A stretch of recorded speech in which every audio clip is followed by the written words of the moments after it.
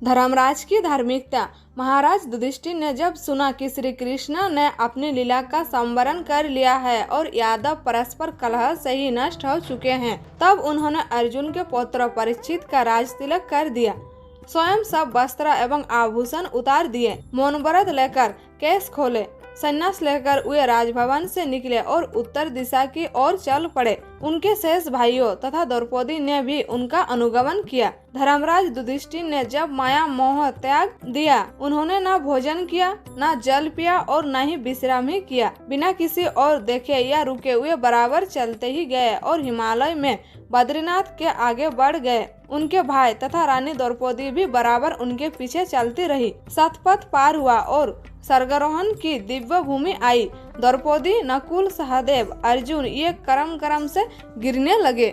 जो गिरता था वहाँ वहीं रह जाता था। उस हिम प्रदेश में गिरकर फिर उठने की चर्चा ही व्यर्थ है। शरीर तो तत्काल हिम समाधि पा जाता है। उस पावन प्रदेश में प्राण त्यागने वाले को स्वर्ग की प्राप्ति से भला कौन रोक सकता है। युधिष्ठिर न रुकते थे और न गिरते हुए भाइयों की ओर देख ही रहे थे। वे राग देश से परे हो चुके थे। अंत में भीमसेन भी गिर गए। युधिष्ठिर जब स्वर्गारोहण के उच्चतम शिखर पर पहुँचे तब भी अकेले नहीं थे। उनके भाई और रानी द्रौपदी मार्ग में गिर चुकी थी, किंतु एक कुत्ता उनके साथ था।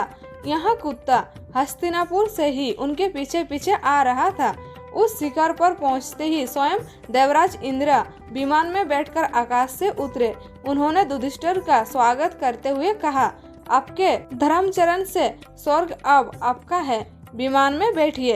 युधिष्ठिर ने अब अपने भाइयों तथा द्रौपदी को भी स्वर्ग ले जाने की प्रार्थना की। देवराज ने बताया, वे पहले ही वहां पहुंच गए हैं। युधिष्ठिर ने दूसरी प्रार्थना की, इस कुत्ते को भी विमान में बैठा ले। इंद्र बोले, आप धर्मज्ञ होकर ऐसी बात क्यों करते? स्वर्ग में कुत्ते का प्रवेश कैसे हो सकता है? यहाँ अपवित्र प्राणी मुझे देख सका, यही बहुत है। युधिष्ठिर बोले, यहाँ मेरे आश्रित है, मेरे भक्ति के कारण ही नगर से इतनी दूर मेरे साथ आया है। आश्रित का त्याग अधर्म है, इसके बिना मैं अकेले स्वर्ग नहीं जाना चाहता। इंद्र बोले, राजन, स्वर्ग की प्राप्ति पुण्य के फल से होती है। यहाँ पुण्य आत्मा ही होता है, तो अधम योनि में क्यों जन्म लेता? युधिष्ठिर बोले, मैं अपना आधा पुण्य इसे अर्पित करता हूँ। धन्य हो युधिष्ठिर तुम, मैं तुम पर अत्यंत प्रसन्न हूँ। युधिष्ठिर ने देखा कि कुत्ते का रूप त्याग का साक्षात धर्म देवता उनके सम्मुख खड़े होकर उन्हें आशीर्वाद दे रहे हैं।